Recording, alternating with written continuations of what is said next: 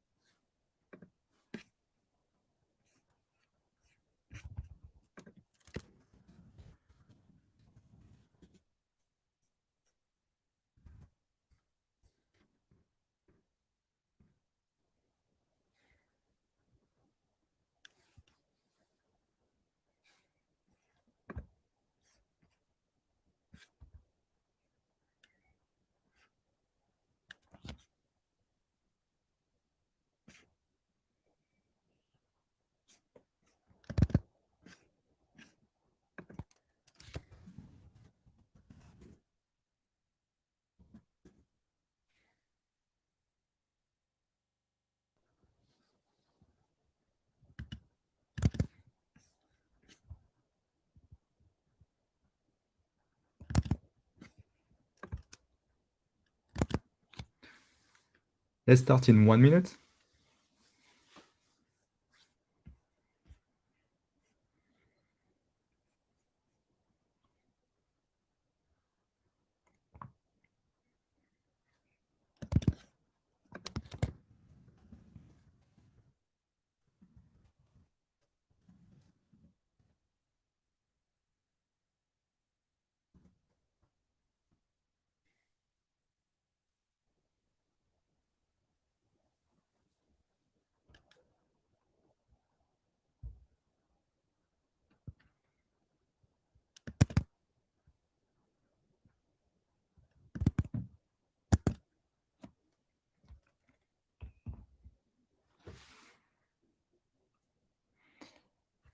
So yes, let's start.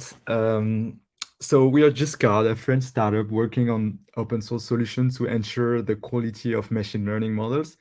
We released some days ago a testing framework dedicated to AI models, from tabular data to large language models. So in this webinar, we're gonna try to cover more specifically the first step of our testing framework, which is the scan feature that enables people, data scientists, to detect hidden vulnerabilities in their AI models. So maybe let's first introduce myself. So I'm Jean-Marie Jean-Matthews. I'm the co-founder and CPO of JustCard. I'm pleased to co-present with Matteo, who is machine learning researcher at JustCard. So maybe before starting, just don't hesitate to ask questions on the chat if you have ones, technical ones, or I don't know, whatever about quality insurance in machine learning models. So yeah, so before starting, first, before going into details about the testing framework and the scan feature, let's present in a few words the problem that we solve with some examples.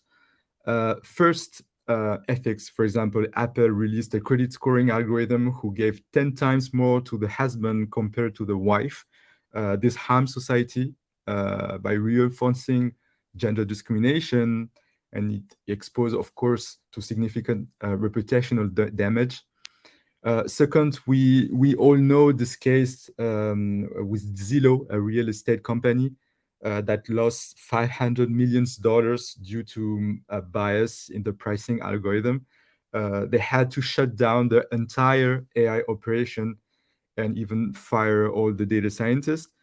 And then maybe the last issue, which is more about security, a very well-known example on Tesla self-driving cars, where the AI system can easily be hacked for all industrial application of AI.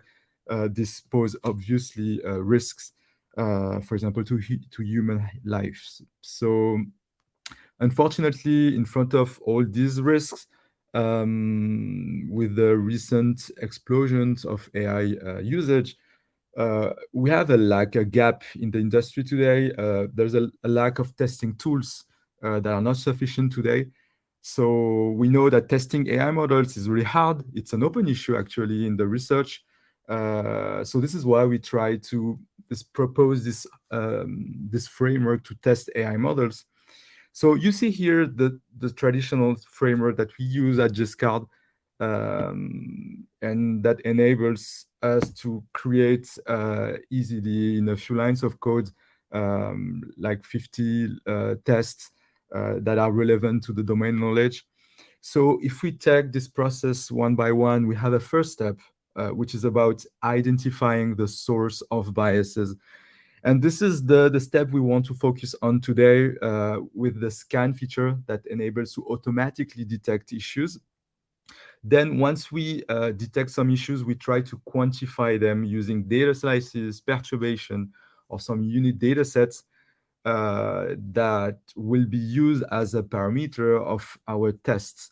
So this is the third step, which is about writing a test suite that can be about fairness, robustness, performance, drift. In case of LLM, it can be different. It can be about security, for example, DAN attacks, prompt injection. So it will depend on the context of the different machine learning models. Then once you create and write the test suite, you have to execute it, and you have like two possibilities. Of course, either the test pass or it can fail. If it fail, we need to correct the model, and Matteo will explain how we can do that using the scan feature just afterwards. We can use model tuning, feature engineering, synthesize new data using data augmentation. And then if everything is passed, what you can do is just monitoring all these biases using monitoring tools or integrate this test suite inside your CI/CD pipeline so that you can, once you have a new model, once you merge a new version of your model, you can automatically execute all these test suites. So this is the whole process of Discard, and we have a catalog that we're going to show you how to do it. But let's focus first on the scan feature, which is about detecting issues of machine learning models. So we have many issues that we cover in these scan features. Let's first focus on the ones that we're gonna demo in the second step of this webinar. So we're gonna talk about performance bias, which is maybe one of the most well-known issue that we face in machine learning. So the description is the situation where a model have low performance on specific zone that we can call data slices or subsets, despite satisfactory performance on the overall data set. So we implement a way to detect it using internal machine learning model. So the thing is, once you detect this kind of issues, you can have different causes that I list here: data imbalance, by string data, sampling bias, and so on. But the thing is, there are also different actions that you can implement if you want to correct or mitigate this kind of biases. And this is something that is important because we produce tools also to debug machine learning models and to diagnose the issues and find the right way to mitigate these biases. It can be different ways, like sampling bias, training data sets, data augmentation. So we'll cover it by feature engineering just after this presentation. Another issue is about overconfidence. So, for example, this issue can be situation where a machine learning model produce predictions that are incorrect, but are assigned with high probability or high confidence scores. It's a problem because it's like you are telling that this prediction is, I don't know, for example, for credit scoring, it's defaulting or not, and you are really sure about it, but actually it's an incorrect prediction. To detect it, we also use machine learning models, and we know that there are a lot of causes in the research world, in the research paper. For example, data bias, overfitting, imbalanced classes, insufficient training data. And we have also, of course, and fortunately, actions to mitigate them, like calibration, regularization, to decrease the complexity of the model and just avoid overfitting, data augmentation, and continuous model monitoring, of course, to avoid this kind of issues. Then we have a third step, called robustness issues. So it's also really well known, especially with metamorphic testing, because it's really related. So the definition is situation where a model is highly sensitive to small perturbations, and this perturbation can be like adding typos if you are in an NLP case, or converting text to uppercase, for example. If you are using LLM, it can be like paraphrasing your prompt, for example, and maybe you want the output to be invariant or changing in a specific direction, for example, increasing or decreasing. And there are different ways to detect it. So at Giscard, we propose some ways to detect it in our scan feature. Uh, Again, we can have a lot of causes for this kind of issues. We put some of them from the research paper we read, like the lack of robustness of training data, over reliance on spurious correlation, or lack of regularization, exactly as before, and also the actions like data augmentation or adversarial training. So we use the case that are non-robust to do data augmentation and have a better training set. So we'll cover it using a demo just afterwards also. And then the last maybe issue that I want to cover before going to the demo part is the spurious correlation issue. So these are situations where a feature and the model prediction appear to be statistically correlated, but the relationship between the model prediction and this feature is caused by external factor that are not causal. It can be like a coincidence, for example. So it's really important because if you want to detect this kind of things, you really need to have domain knowledge to really make sure that these correlations are really are not coincidental and they have causal meaning. So we implement a method to detect them, and you have many causes also for this, like variables or features that are co-founding. So they are causal for the target variable and the feature, but they are omitted in the model. So this case happens a lot.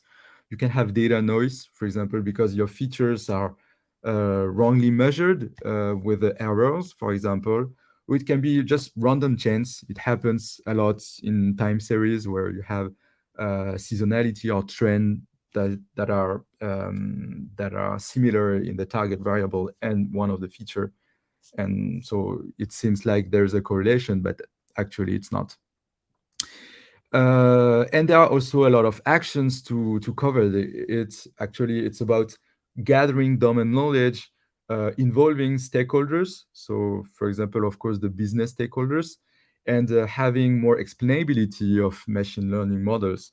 And this is something that we implement at Giscard. I'm not sure we're going to have time to show it, but Giscard is open source, so just try it. We have tools to explain machine learning models, but also to collect feedbacks so that you can make sure you don't have these spurious correlations. So that's all for me for this general overview of the different issues we cover in the scan feature. Now I'll let Matteo present using examples some use case of this scan feature. Go on, Matteo. Thank you, Jean-Marie, and hi, everybody. Thanks for following this webinar. Jean-Marie already introduced me, but I'm Matteo, machine learning researcher at Giscard, and I will try to show you in practice how what we developed can help you debugging your own machine learning models. So let me just share my screen. This is going to be like a live demo, so hopefully without problems. But live demos are always a mystery if they work or not when you're live. So I will start presenting a very simple example of a machine learning model on the Titanic dataset. I guess everybody is familiar with this dataset. I just have a notebook here where I'll just load the data to show you what it is. The Titanic dataset is just the list of passengers with some metadata of a Titanic, and the goal is to predict whether they will survive the shipwreck or not. So we have a series of features like the class the passengers were traveling in, the name, the sex, the age, whether they had family on board, and how much they paid the ticket, where they embarked from. And based on these features, I just downloaded a simple classifier from Kaggle that does a series of pre-processing steps to define categorical features, one-hot encoding, this kind of stuff, and then with logistic regression, it will try to predict this target label survived or not survived. So here you see this schema of our machine learning pipeline. It's implemented here in scikit-learn, super simple model, just some pre-processing, and then a logistic regression model. So we train it on the train data, and let's see what we get. Just by doing this, like naive training, no parameters tuning, we get pretty good accuracy, 78% accuracy for this kind of dataset. This is not bad. We see a little bit lower recall and precision, but overall, seems like the model is performing quite well. So now let's use Giscard to evaluate this model. Well, to use Giscard, you just import the Giscard Python library, like I do here. And what you need to do is to wrap your scikit-learn model, that we support actually many types of models. You can use PyTorch, you can use Hugging Face models, you can use TensorFlow, LightGPM. We support really most of the machine learning frameworks available today. In this case, we just pass our scikit-learn model, just feed it with some metadata to tell Giscard that this is a classification model. And we do the same for the dataset. So we take our pandas data frame and we create a Giscard dataset. We just need to indicate which column is the target column, that is the one that gives us the prediction of the model. So let's just execute this. And then in one line, you can launch this Giscard scan, which does a bit like an antivirus scan. You pass the model, your test dataset, and let's see what it gives. I preloaded the results, but let's just see the logs to explain you a bit what's going on behind the scenes. So this scan feature will run a series of detectors, each one that aims at detecting a specific issue, like the ones that Jean-Marie just presented to you. So for example, we can detect performance biases, and we analyze this on data slices. So this scan will test different data slices to find parts like subpopulations of your test dataset where there's something off with your model. And then we have detectors for perturbation, so robustness. We have detectors for ethical biases, for overconfidence, underconfidence, spurious correlation, and so on. So now we scan completed, and you can just print the result of a scan in your notebook. You have a nice widget that will show you the issues that this automatic scan found. So for example, here we see that the scan detected 20 issues, 7 performance issues, 1 robustness issue, 9 overconfidence issue, and spurious correlation. We can have a look. Let's start with performance issues. Let's see what this automatic scan found in our model. So the first thing that we see is that the scan found that a subpopulation of the data where the name contains the word Mr.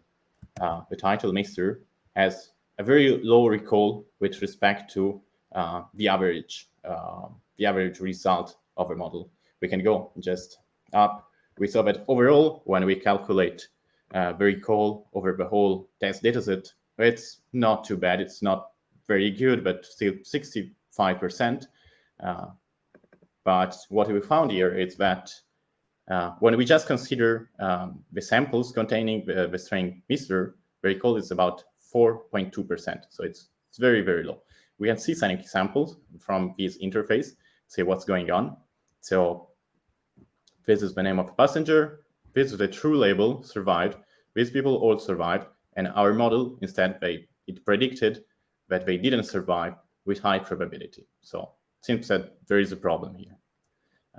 Let's look at the second thing. Second issue found, it's, well, quite similar, right?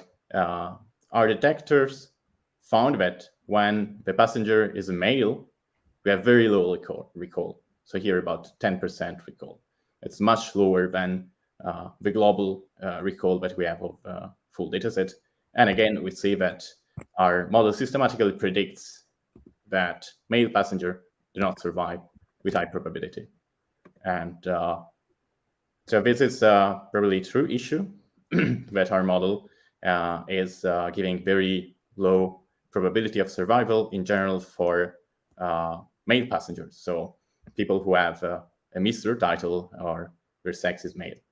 And we can say that we have also precision problems on the third class passengers. So, well, I guess you know that third class and male passengers were the passengers with the lower survival rate in the Titanic disaster. So that's where our model is struggling, actually. So let's see robustness issues. Let's see what we found. Well, we found that when we perturb the name of a passenger and we convert it to titled case, that is, every word starts with a capital letter, our model changes its prediction. So for example, we have an example here of passenger. When we transform every word to title case, for example, is the Y and D. The initial prediction was that the passenger survived, and as soon as we change just the case of the letters, the model changes its prediction to not survived. So, well, this is a problem with our model. This should not be happening. Maybe we need to normalize this text. Maybe we should transform always to lowercase so that the model doesn't care about this, or maybe we should treat it in a different way. And let's look at the overconfidence issues that it found. Well, we already have seen it with when the name contains Mr.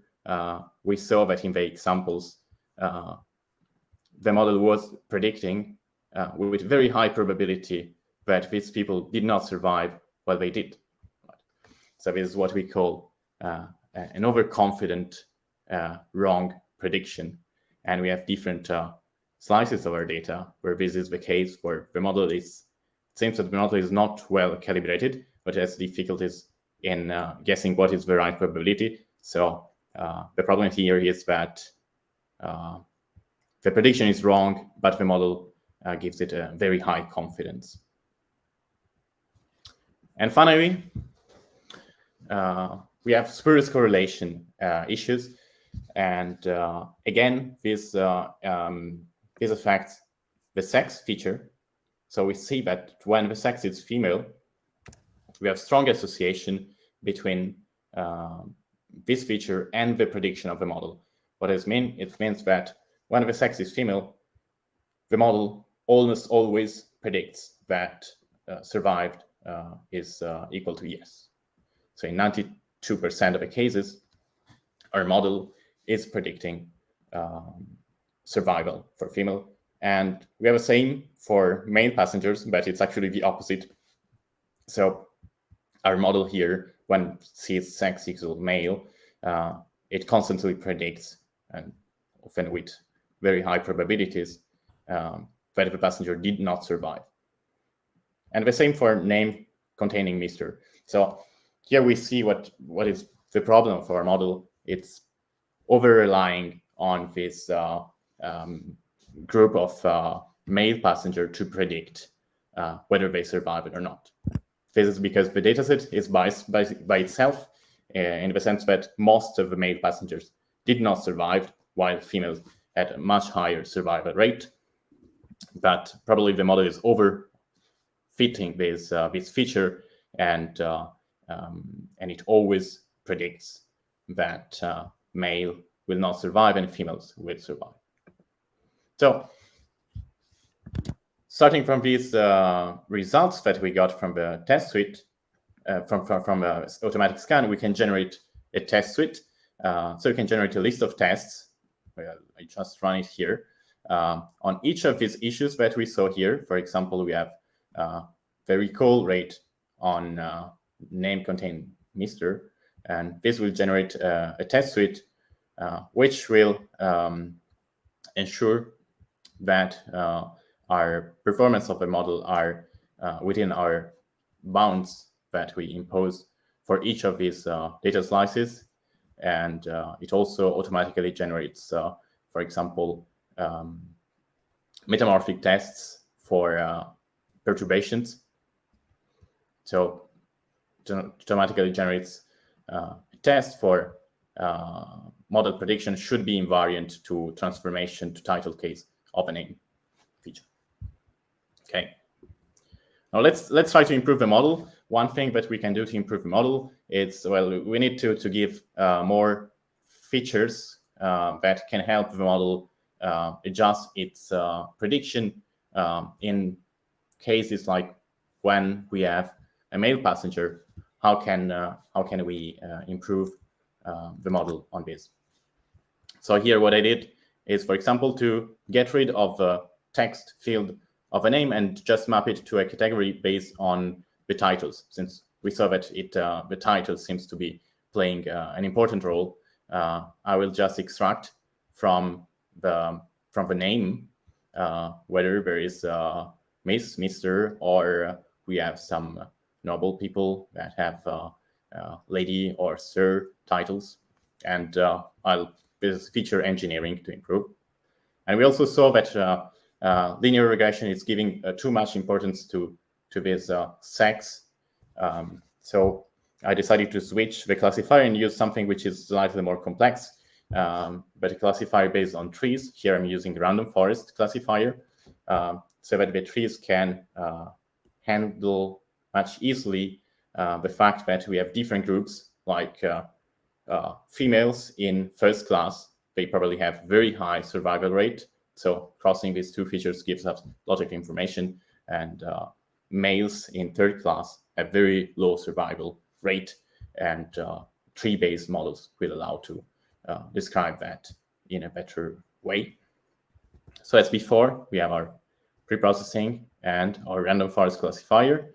Well, we can reevaluate this with a new scan. I wrap again my new model into a GSCART model, just telling its classification model so that the scan can adjust and do the right checks. And I run the same scan as before on the new model. Okay, I've preloaded the results here so we can directly jump to the results. And well, we see that this new model doesn't have anymore this spurious correlation issues that we saw. So this has been mitigated. We still find some issues. We detect 12 issues, so we solved 8 issues out of the 20 that we had before. We still have some problems of when the sex is male of recall. So our model has still this problem of predicting no survival for some male passengers. Maybe this is a problem that we cannot really solve because the data is very biased, but still we have improved a lot the recall rate. So here we have for sex equal male, we have a recall at 30%. And if we compare it with previous model, just go up to find it. In the previous model, we had less than 10% recall on this data slice. So we have improved by 3 the recall on this data slice. Let's see what are the metrics of this new model that we developed thanks to the issues that we found. So the first model we had this F1 score of 7%, and the new model we have 75, and the previous model had accuracy with 78%, and now we have increased by almost 4 points to 82%. So this is how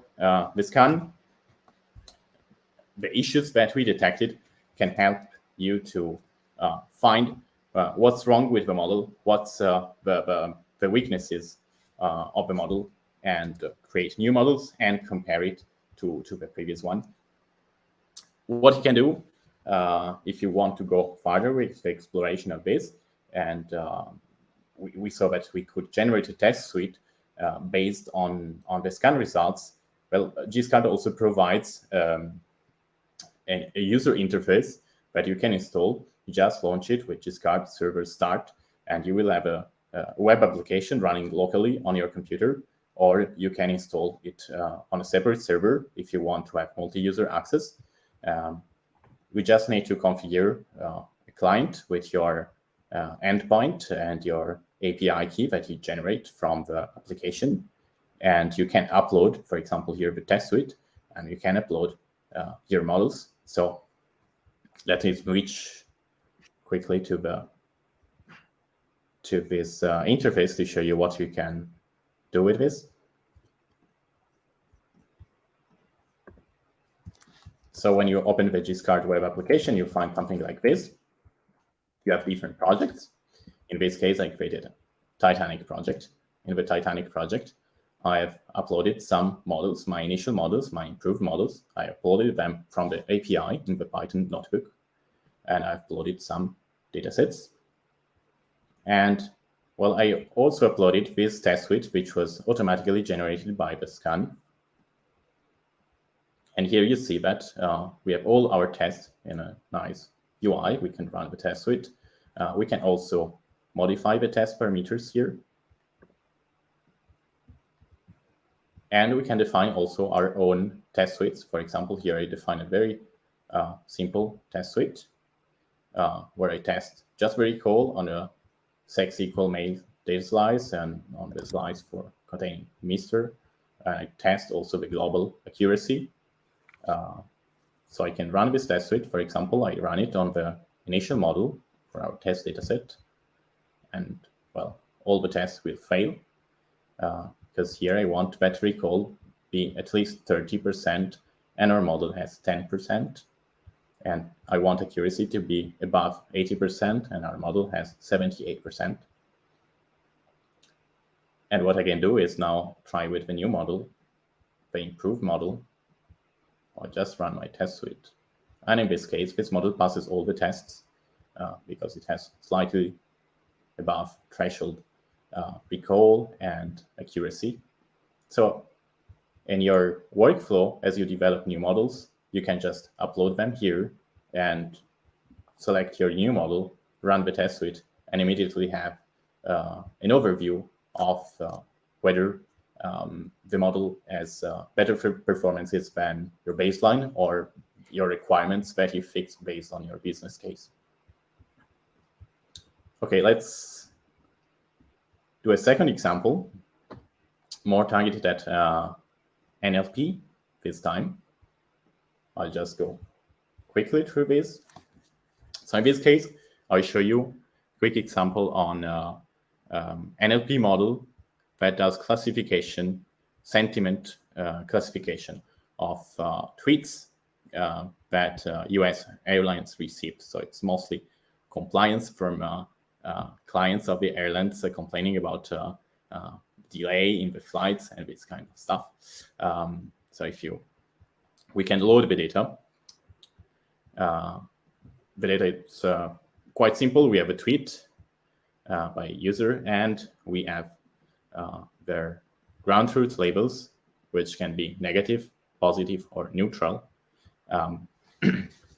So you see, we have tweets of user that complain about the delays associated with negative labels, or very users which are very happy to fly with one of the airlines company and have positive label. So in this case, I will load pre-trained model that I found from Hugging Face. So it's a Distilbert-based model. I just load the model with Hugging Face. I load my tokenizer. I define a pre-processing function that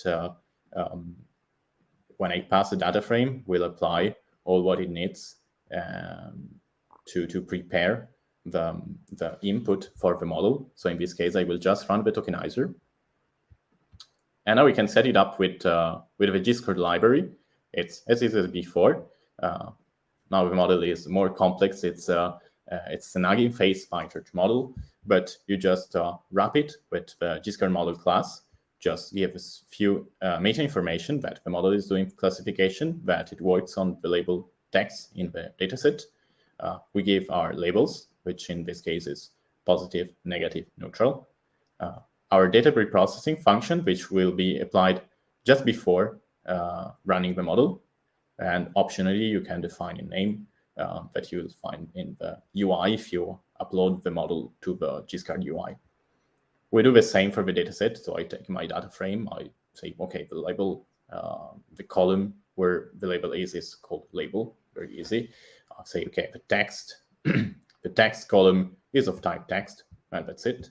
And now we can run the scan. I've done it before because it takes a bit of time because this model is it's quite large, but it does exactly the same as we've seen before. It goes through performance bias detection, text perturbation, overconfidence, and all the issues that we saw before. So what we get here, we detected 12 issues. We have some performance issues. We can see from the performance issues that the model seems to perform badly on tweets which are shorter than 35 characters. So this is understandable. Probably there is too little information for the model, and for very short tweets, the model tends to predict the wrong label. We also see that the model has difficulties on the population of the data containing the word tanks. So it predicts, again, the wrong label on tweets containing the word tanks. We can just get an idea of what's going on. Well, we can just look quickly at what happens, what kind of tweets we have containing tanks. So we have just neutral tweets or positive tweets that say, okay, thank you very much for solving my problem. But we also have tweets which are using irony, right? They use just thanks as a conversation word, but they're actually complaining. And so our model, it's probably not understanding these subtleties in the communication. And it seems that it biased to give a negative label to tweets containing thanks, probably because there is a prevalence of ironic tweets. Let's also have a look at robustness issues, which usually are the simpler to fix. So let's see if this is the case. So it seems that our model is sensitive to transformation of a data where we change the case of a word. So transformation of title case, our model changes its prediction from negative to neutral most of the times, it seems, when we make every word to be uppercase. And it seems that something very similar happens when we just uppercase all the content of a tweet. So we don't want this to happen, right? We don't want the model to be sensitive to this kind of stuff. And actually, this is a hint of a problem that we have in our model. Our model has been trained on the lowercase data, which was pre-processed to be lowercase. And now we are testing it with uppercase tweets. And, well, it doesn't know the tokens, right? So this is a problem in our pre-processing step. So it's easy to solve. Let's try to solve this issue. Let's modify our pre-processing function to always transform to lowercase before passing with tweets to the model. And let's create a new model that uses this preprocessing function and run again the scan. And let's see what we get. For this case, since we are just focusing on robustness issues, I'm running just the robustness checks so that the scan is faster. And so what we get is that, well, we get 3 robustness issues for the uppercase and title case transformations. And now we just have 1 out of 3 that remains. But it's the sensitivity to typos. This is harder to solve, right? It probably needs to augment our data to include tweets containing typos so that our tokenizer and our model can cope with that. But we solved just with a simple line of preprocessing that we forgot before to lowercase everything. We solved 2 out of the 3 robustness issues. So this was my last demo. I hope it was clear. If you have questions about also the inner working of this scan and these detectors, don't hesitate to ask. And I will give back the floor to Jean-Marie for the conclusions. Yeah. So we have some questions I see in the chats and in the question part.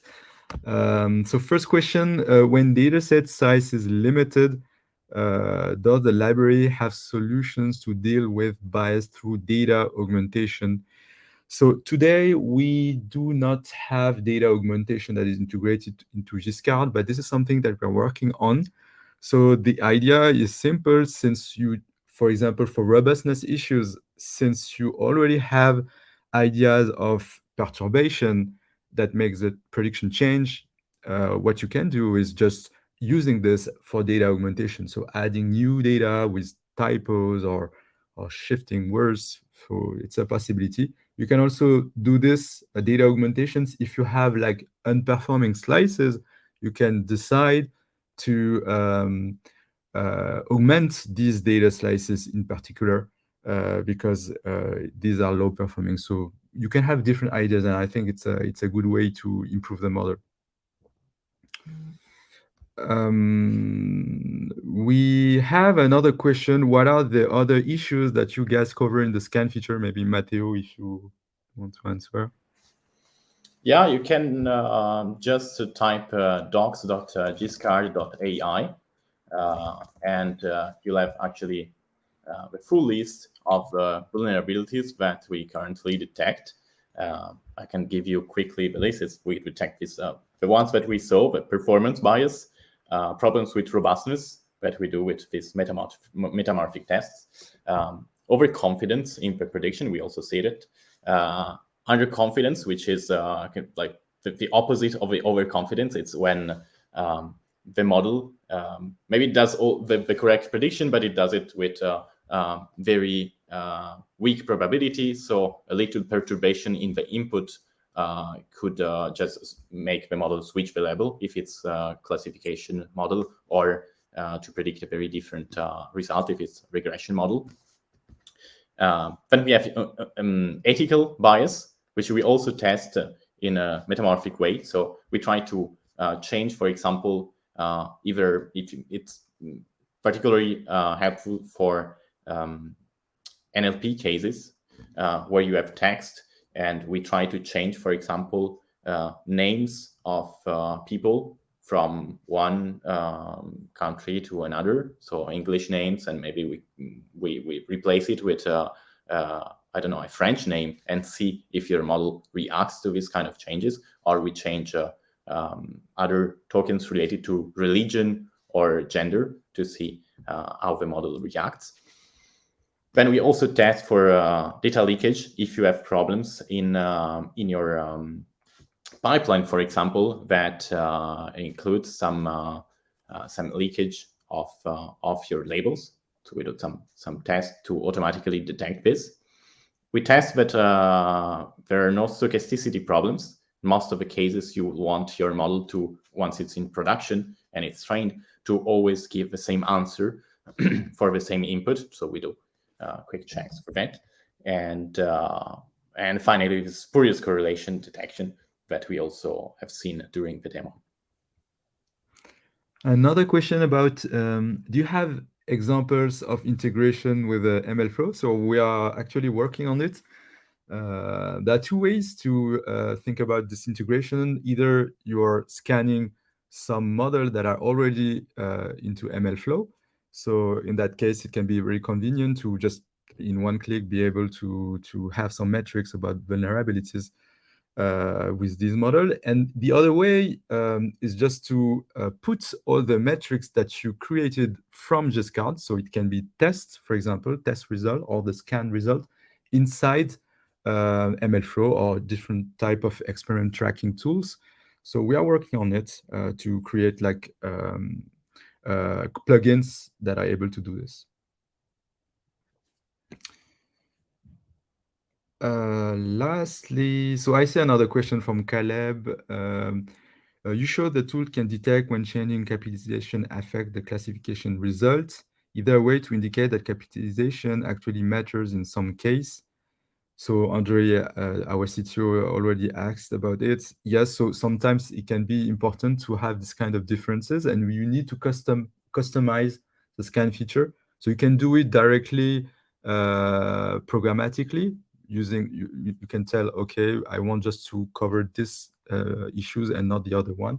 But you can also do it in the Giscard server where you can just remove some tests if they are not relevant. So it's also I can possible. add something. Uh, in general, and you have probably seen it during the demo, we tend to detect more. We think that it's better to detect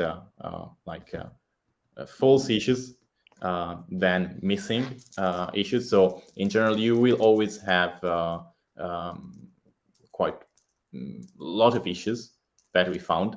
It's then up to the data scientists, up to you to decide which issues are actually relevant for your business case. As we have seen in the Titanic data, it's probably the low recall on the mail data slice. It's something that we cannot completely avoid, but it's important for us to know the limitations of a model. So what could go wrong with the model, even if we don't always have quick solutions. So we tend to overpredict. We actually are rolling out now a way to do more proper statistical tests. If you get too many predictions, we can do some procedure to control the false discovery rate so that you can set your tolerance on how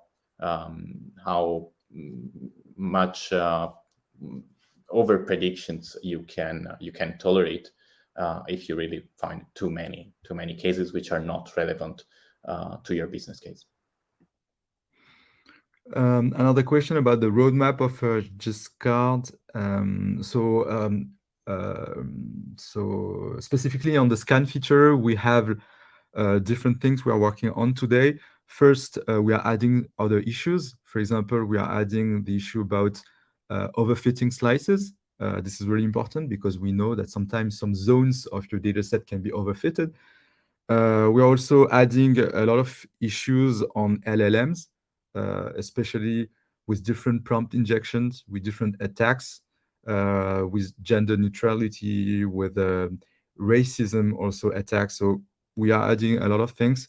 Normally, in the coming days, we're going to release another version with more issues. So this is more specifically on the scan feature. And we're also working in the testing framework on ways to debug machine learning models. So this is a bit related to the next question, which is about suggestions or proposals to resolve the issues. So we put some pages in our documentation about how to mitigate this kind of issues. We're gonna add it in the scan feature also in the product because it can be interesting too. And yeah, about data augmentation is also it's also a way to mitigate it, and we're working on it.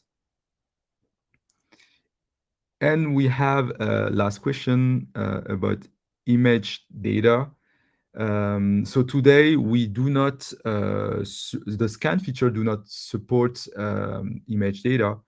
We are working on it too, and we know there are many different robustness issues with computer vision models. So yeah, we're working on it.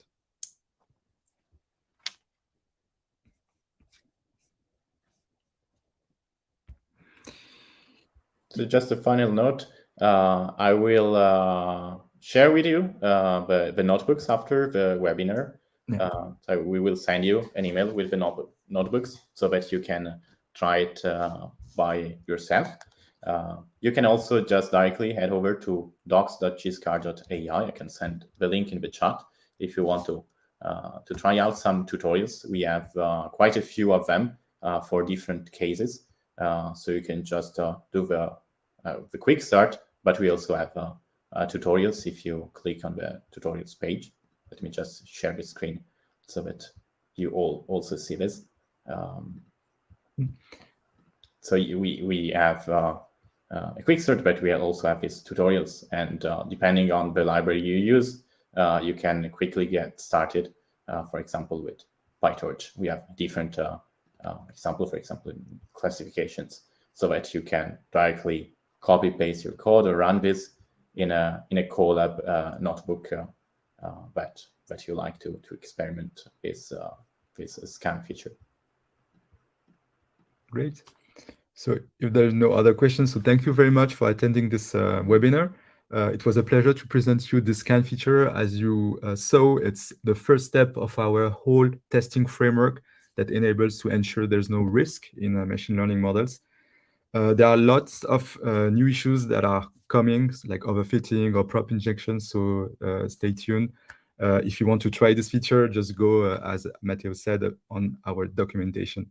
So thank you very much, and have a good day. Bye, everybody. Bye.